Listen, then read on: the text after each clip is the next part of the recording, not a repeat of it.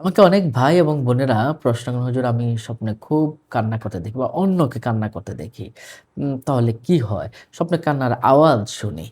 দেখুন, স্বপ্নে যদি আপনি নিজেকে কান্না করতে দেখেন, তাহলে একটা সাধারণত মানসিক চাপ মুক্তি পাবেন।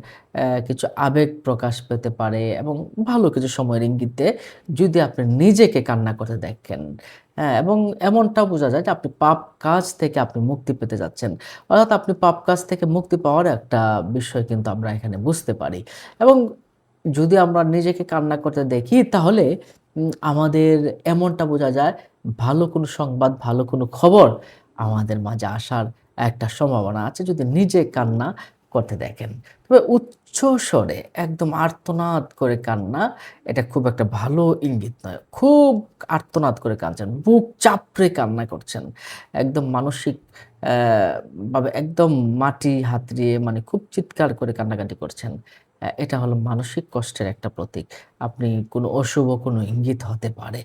আল্লাহর কাছে আপনি আশ্রয় চাবেন এবং আল্লাহর কাছে আপনি অ্যা বলবেন যে, "আল্লাহ পাক আমাকে বিপদ-আপদ থেকে হেফাজতে রাখেন।" আপনি মানসিক স্বস্তি পাবেন যদি আপনি নিজে কান্না করতে দেন। অনেকেই ভয় পেয়ে যায় যে, "হুজুর আমি নিজে কান্না করতে দেখছি, নিশ্চয়ই মনে হয় কোনো খারাপ কিছু না।"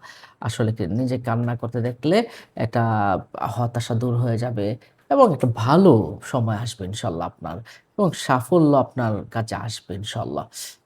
তাহলে উচ্চস্বরে কান্না ছাড়া আপনার এটা একটা ভালো করা। অনেক সময় আপনি যদি কান্নাকাটি করতে দেখেন নিজেকে, তাহলে বুঝবেন আপনার আপনার দোয়া কবুলের একটা আলামত আছে।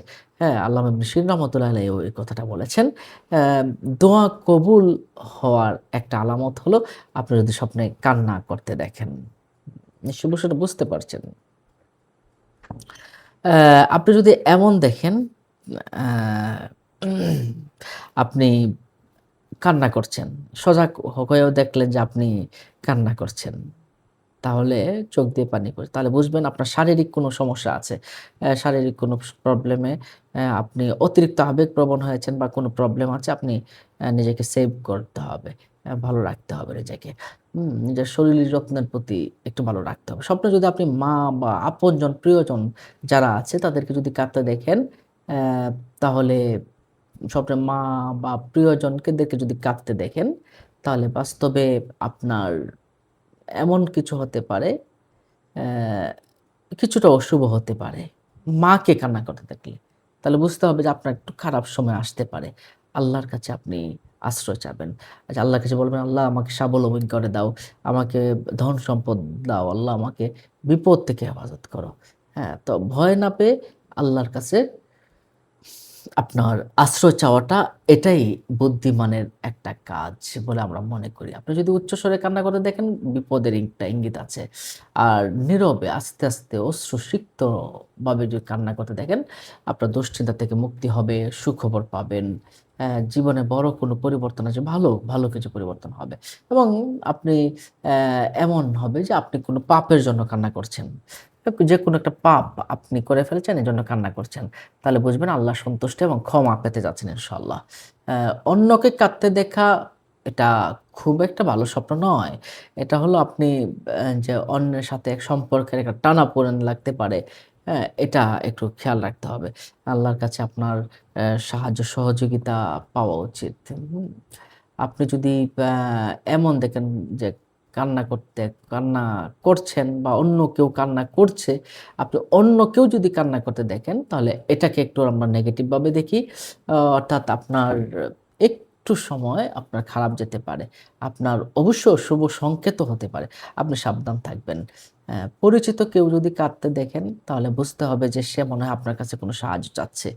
বাস্তবিক কোনো সাহায্য চাচ্ছে। হ্যাঁ? এজন্য আপনি একটু সাবধান থেকে তাকে সাহায্য করার চেষ্টা করবেন। নিশ্চয়ই বিষয়টা বুঝতে পারছেন সম্মানিত দর্শক-শ্রোতা। তাহলে বুঝলাম কান্না করতে দেখা এটা একটা ভালো স্বপ্ন। নিজেকে আর অন্যকে কান্না করতে দেখা এটা খুব একটা ভালো স্বপ্ন নয়। হ্যাঁ, তাহলে আমরা বুঝতে পারলাম। আল্লাহ আমাদের ভালো রাখুন।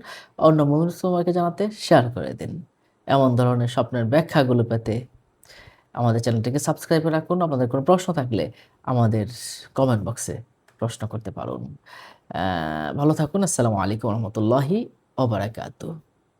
সম্মানিত দর্শক ও শ্রোতা দেখা হবে পরবর্তী ভিডিওতে।